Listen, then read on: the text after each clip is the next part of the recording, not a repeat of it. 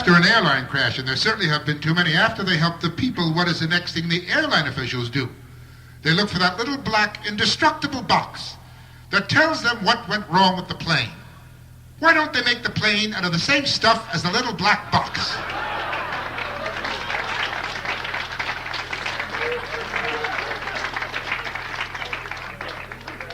Next time you board, when that man says, "Where would you like to sit?" tell him, "In the little black box."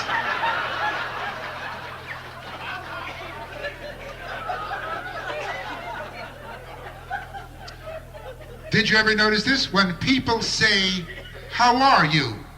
and you start to tell them how you are, they don't care at all. They never look at you. They never listen to your answer. You could say anything. Happened today, guy said, "Dick Lord, how are you?" I said, "I'm impotent." He said, "That's great, keep it up."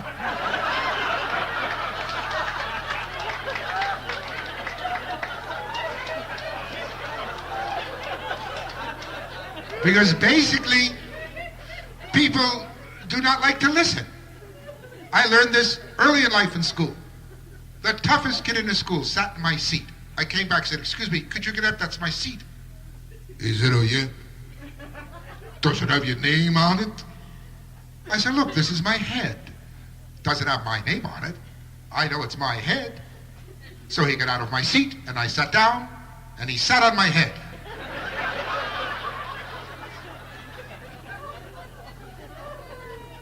I'm home alone sleeping at 8:30 in the morning. I said, "Knock on us, who's there?" Man said, "It is I, a witness of Jehovah." I said, "I wasn't there. I didn't see the accident. I know nothing."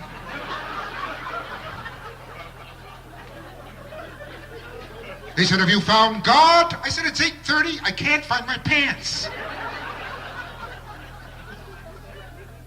All of these people that come to our homes and sell us things.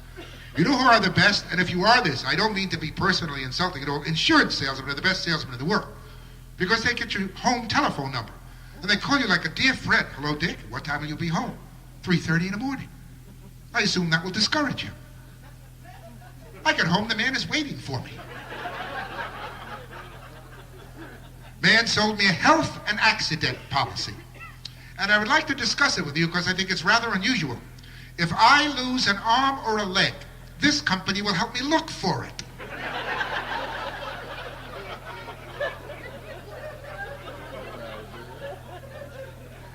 Guy stops me on the street. "You only have 3 kids?" I said, "Yeah." He said, "Are you interested in their education?" "Yeah." "Remember when we were in school, the big dictionaries?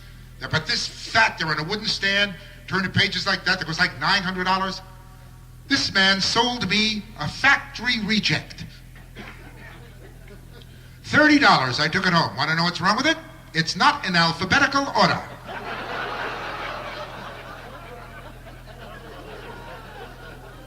How do you do, sir? Hi. What is your name, sir? Don Russ.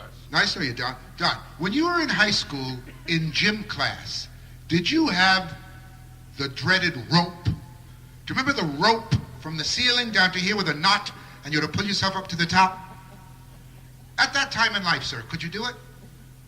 Yeah, I could never do it. It scared me to death. I really could never do it. I was embarrassed. I couldn't do it. Gym teacher said, "Son, this will help prepare you for later on in life." Don, how many times in life have you had to climb the rope?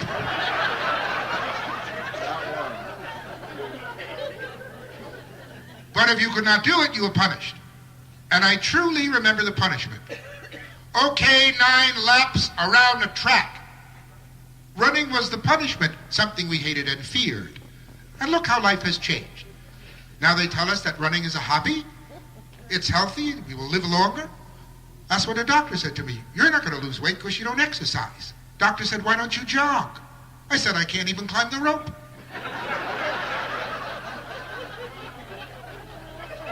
"I don't have the stamina." Doctor said, "People start jogging when they're 75 years old." I said, "I'll wait."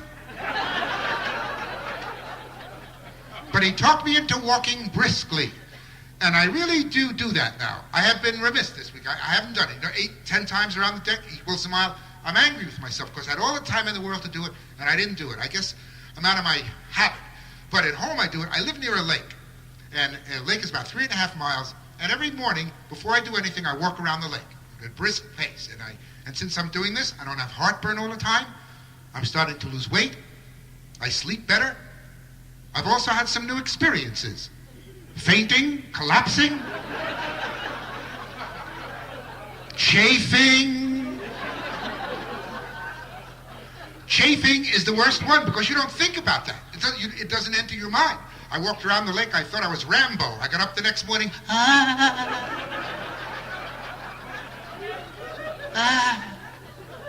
You start to chafe. The complete book of running says before you walk briskly, rub Vaseline over any part of your body that possibly could become chafed. I got to like the rubbing part. Sometimes I forget to go walking. I just sit around and I rub a lot. I rubbed on so much Vaseline, I looked like a walking suppository.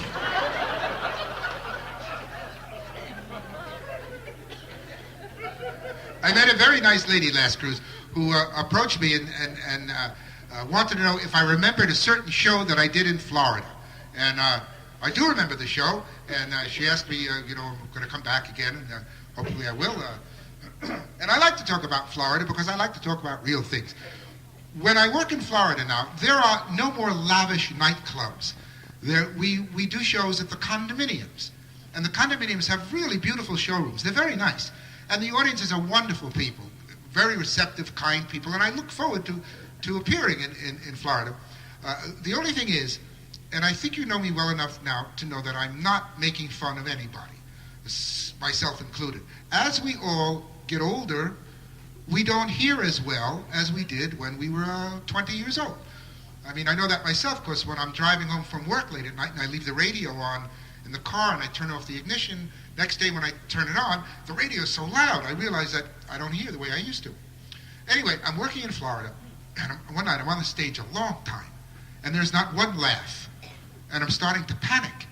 And finally I said, "Is this Mike dead?" And in the audience, one elderly man turned to another man. He said, "Did you hear that? Mike died."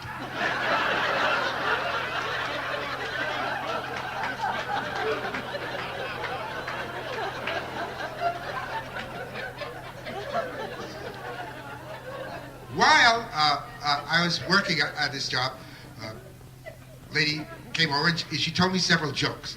And she wanted to know, she asked me would I tell the jokes in my show. Well, first of all, oddly enough, I don't really like to tell jokes. I rather do things I create myself. Secondly, if she told me the joke, then she knows the joke, and that means other people know the joke. That means I'm telling the joke that probably many people know.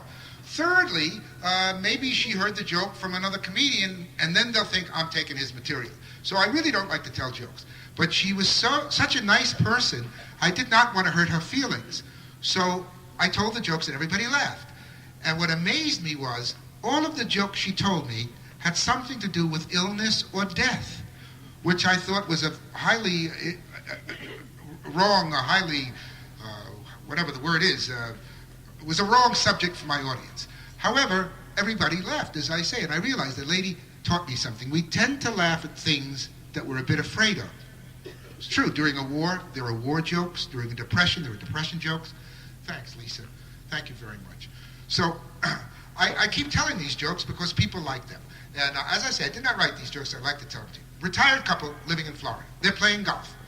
Suddenly the husband turns to the wife and said, she says, "Honey, if I would die before you, would you remarry?" He said, "What a crazy question. We're playing golf. How could you think of that now? We've been taking lessons for a year. Keep your head down and hit the ball." They get to the next tee. He said, "Yeah, but if you would remarry, would your new wife live in our home?" He said, "People are waiting to tee off your whole life. You never said anything like this. Just hit the ball." They get to the next tee. He said, "Yes, but if you would remarry, would your new wife use my golf clubs?" He says, "No, she's a lefty."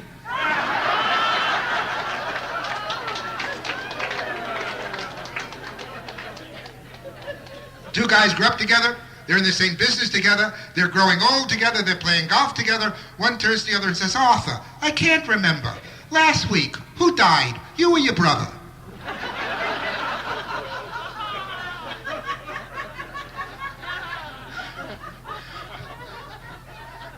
Why do people take the long way? Maybe it's just gas. An elderly lady is walking through a cemetery, and she's looking to pay her respects to her late husband. And as she's walking up and down the rows, she starts to reminisce, and she becomes sad, and a tear comes to her eye, and the next thing she's lost, and she can't find the gravesite, and now she's cranky and angry and confused, and finally she reaches a little caretaker's hut, and she walks in and says, "We were married 53 years. I've come to see my husband." He's calm down, ma'am. That's why I'm here. I'm here to help you. Is it your husband? Yes, it's my husband. I know he's here. He says, "Calm down. Tell me your husband's name, and I'll tell you where he is." She says, "Samuel Schwartz." He takes out the list, Samuel Schwartz, Samuel Schwartz. He says, "We don't have a Samuel Schwartz. We have a Sarah Schwartz." She says, "That's him. Everything is in my name."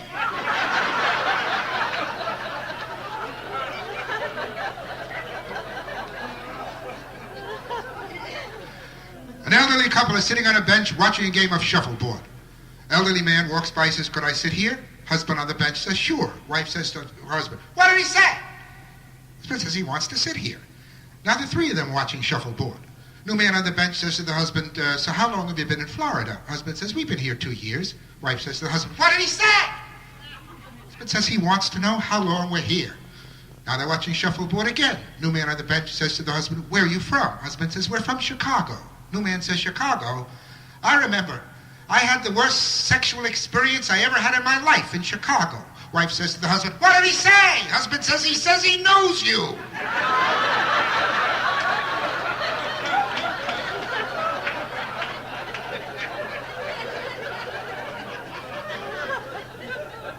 An elderly widower buys a condominium in Florida, and he's walking around trying to make friends. Well, how do you make friends? You must talk to people. So he's talking to people. He says, "Good morning, Fred. Fred, tell me, how old do you think I am?" Fred says, 68. He says, "I happen to be 78 years old." Keeps walking. He says, "Good morning, Murray. How old am I?" Murray says, 71. He says, "I'm 78 years old." Keeps walking. He says, "Good morning, Helen. Helen, tell me, how old do you think I am?" Helen says, "Before I answer that question, I have to put my hand down your pants." She fiddles around and says, "You're 78 years old." He says, "How do you know?" She says, "I heard you tell Fred."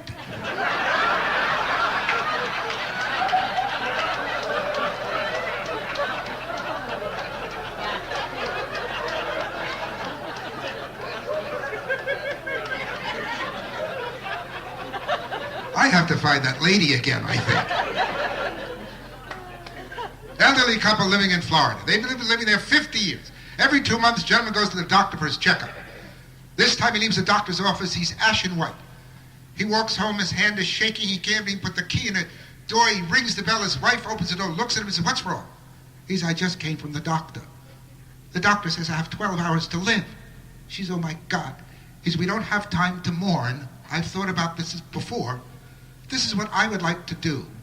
Let's go out and have the finest dinner. We'll have a bottle of the best champagne. And like in olden times, we'll come home and we'll make love all night long, okay?" And his wife says, Sure, it's easy for you. You don't have to get up in the morning."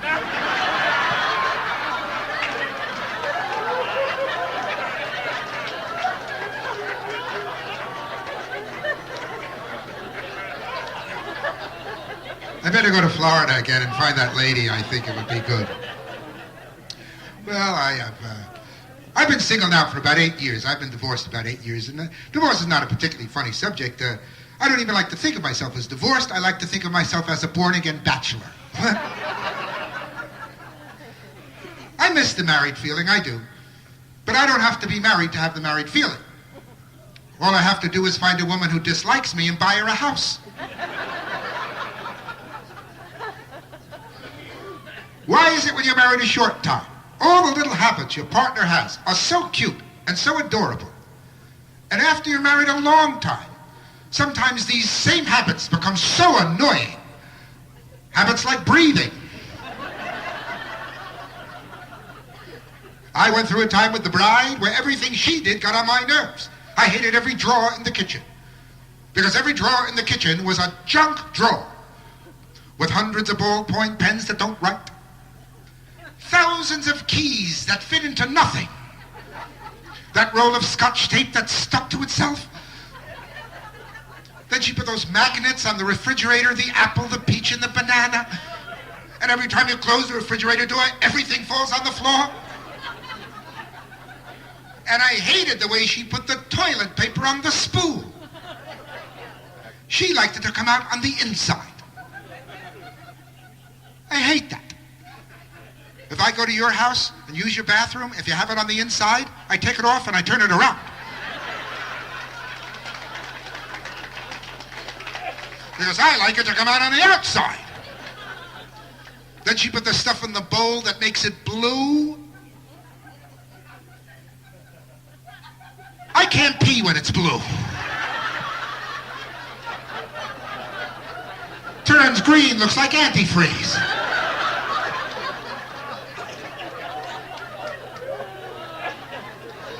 I told her the truth. I said, look, we can't go on like this. We're fighting over everything. We're fighting over toilet paper. I think it's time for a trial separation. Then she started to cry. She said she needed something permanent, like a divorce. I started going out with other women, took out a woman much younger than myself, thought it was going to be exciting. Very boring. Nothing to talk about. I said, what were you doing during the 60s? She said, teething.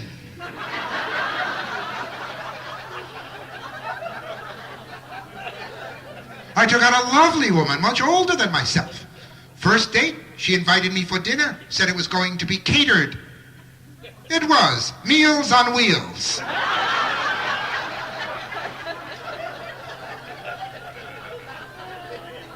I went to a singles bar. I never met so many married people in my life. I went out with a woman my own age, a sensible thing to do, so she introduces me to her ex-husband. And the man kept smiling at me. Like I just bought his used car with a leaky transmission. Most people think that because of my business, I'm always out with exciting, glamorous women. This is not true at all. First of all, I'm working.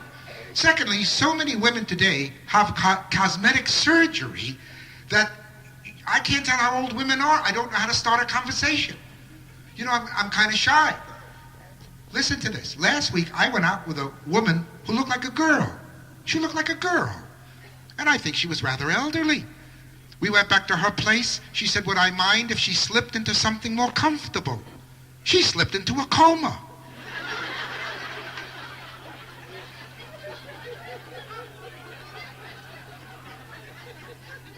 I went out on a blind date. Now, I am sure that we have all gone out on a blind date at some time in life.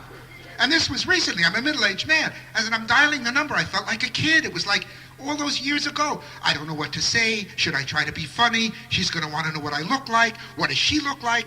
It's the same thing. And the people say the same things. The lady on the phone said, describe yourself. I hate that. But I'm honest. Like, I know I'm not thin. As a matter of fact, right now, I happen to be on 2 diets. Yes, because there's not enough food on one diet.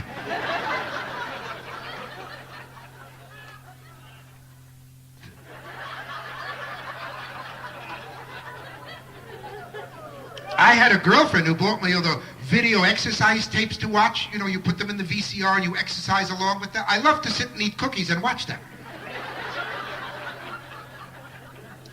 But the blind date lady was very nice. She said she also has a little weight problem. She can't lose weight since the baby was born. The baby was 36 years old. I went out on one other blind date. Listen to this. It's unbelievable. Unbelievable. A lovely woman. We're having dinner. And suddenly she says she would like me to know that she's a product of the sexual revolution. And she likes to discuss sex openly. Then she said she wanted to go back to my place and tie me up. So I let her, then she robbed me.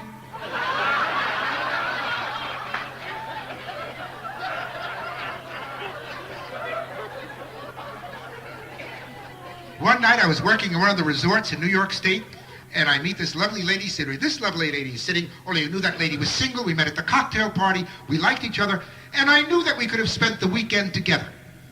She wished to do this. It was fine with me. And we were going to do it. Stay together. And then suddenly I didn't want to do it. I got out of it. I didn't think it was immoral. I'll tell you why. I have difficulty getting undressed in front of someone that I don't know very well, because I know that naked I look like a Jewish penguin. So I thought of all of these ridiculous reasons why I should not be in a bed with this woman. What if I fall asleep with my mouth open and I drool on the pillow? This is not romantic. What if I ate the wrong food and make natural noises under the covers? You can't do this on the first date. You want to make an impression on a lady, you take her out for dinner. Women love to go out for dinner. They love it more than anything in the world. I'm not a kid. I just can't keep going to McDonald's. It gets expensive. I'm sure this has happened to every guy. Ever take out a woman that no matter what you do, it's not good enough? $183 for dinner for two people, it wasn't good enough? The light wasn't good, the temperature wasn't good, the atmosphere wasn't good, the table wasn't right. I don't want to sit here, it's near the exit. I don't want to sit near, it's near the door. The tablecloth was dirty, the waiter was slow. Nothing was good. She said, I can't eat this, it's cold. I said, it's ice cream.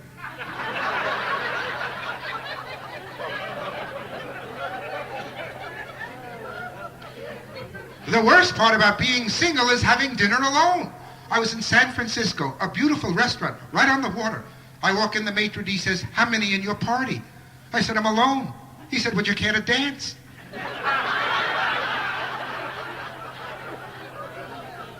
I'm on my way to work at New York Hotel. I stop at a diner. I'm late. I said to the lady behind the counter, I want something hot, fast, I can take to my room. She said, I'll get my coat.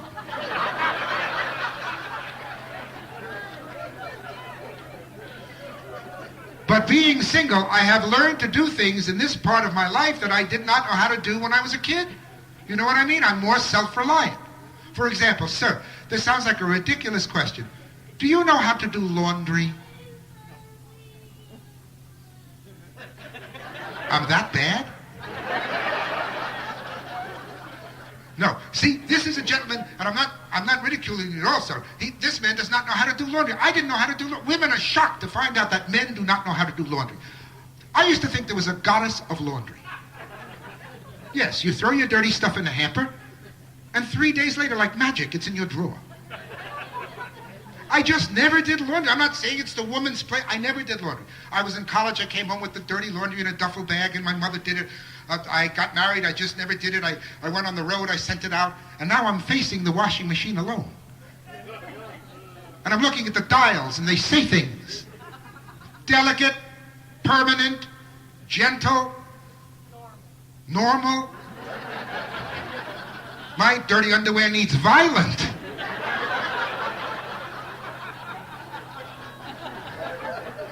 I go shopping a lot. I like the supermarkets because I think they're funny. For example, when we were growing up, there were 3 cold cereals: Rice Krispies, Wheaties, and Corn Flakes. Have you all noticed the amount of cold cereal in the supermarkets today? It's out of control. They're the longest aisles in the supermarkets. There must be 7,000 cold cereals. Fiber and fruit, fiber and nuts, fiber and fruit and nuts. Oats and fiber and nuts, oats and fiber and bran and raisins and honey, oats and bran and raisins, oats and honey and bran and nuts and honey and raisins and flakes and honey and bran. Just flakes, just raisins and flakes. Donald Trump has a new cold cereal coming out. It's called I Ain't Got Nuttin' Honey.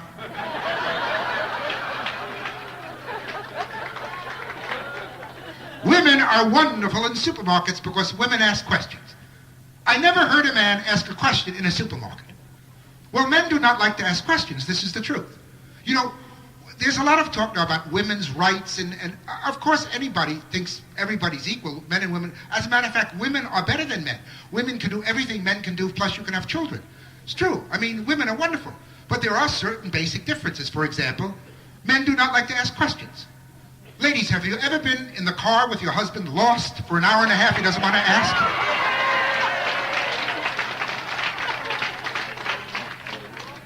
Men don't like to ask questions. That's the way it is. Women borrow clothing from other women. It is not unusual for a woman to borrow another woman's sweater or necklace or even a skirt. Have you ever heard one man say to another man, Ken, what lovely jeans.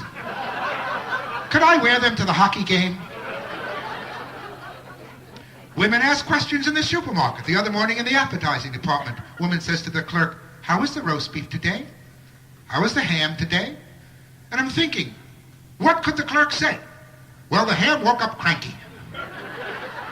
And the roast beef has been in a snotty mood all morning. I made a mistake in the supermarket. I saw these gigantic eggs. I bought them, came home, cracked open an egg, fried a pair of pantyhose.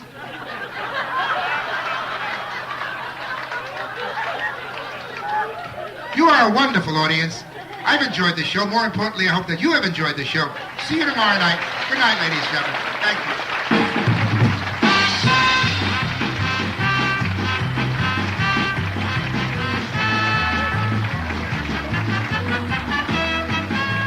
Ladies and gentlemen, Dick Floyd, let's stand for him.